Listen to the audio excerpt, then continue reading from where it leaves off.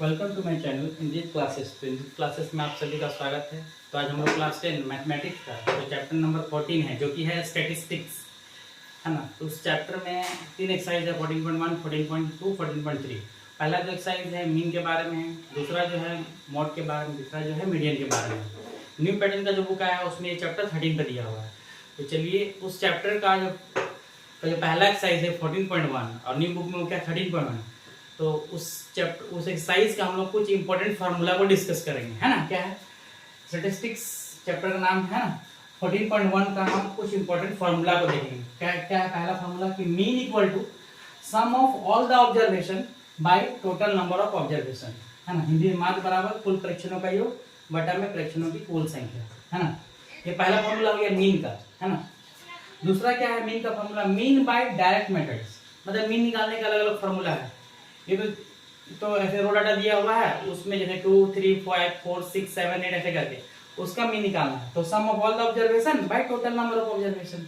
अब mean by क्या है, डायरेक्ट मेथड, इसको हम लोग बोलते हैं प्रत्यक्ष विधि द्वारा माध्य का formula. Mean by direct method से अगर मीन निकालना है तो मीन इक्वल टू क्या होता है, sigma F x by sigma F, और इसी को क्या बोलते हैं, mean equal to sigma F I x I by sigma F I.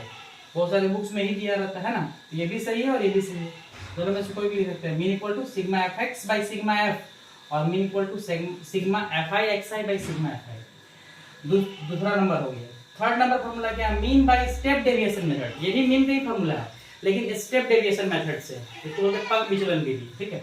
तो मीन इक्वल टू क्या फॉर्मूला है, a plus sigma f d by sigma f, a plus sigma f d by sigma F, और इसको ऐसे mean को x बार से denote किया जाता है ना। तो mean equal to A plus sigma F I D I by sigma F I, है ना, ऐसे भी लिखते हैं। ये हो गया थर्ड नंबर का फॉर्मूला। अब formula number 4, mean by assume mean method, है ना। तीनों फॉर्मूला ही मीन का ही है लेकिन अलग अलग मेथड से, सब में आंसर सेम ही आएगा। Mean by assume mean method, है ना, इसको हम लोग क्या बोलते हैं, काल्पनिक माध्य विधि द्वारा माध्य, है ना, काल्पनिक माध्य अज्यूम मीन मेथड, है ना। तो मीन इक्वल टू क्या है, a plus sigma f u by sigma f into h, a plus sigma f u by sigma f into h, है ना। और इधर क्या है, mean equal to A plus sigma F i u i by sigma F i into h, है ना। सब में आई लगाया गया, है ना। रेक्टर बुक में यही वाला मिले लेकिन ये भी गलत नहीं है ना, इसको भी यूज करेंगे हम लोग। इस तरह मीन निकालने के लिए 3 फार्मूला है। ये तो रो डाटा के लिए है।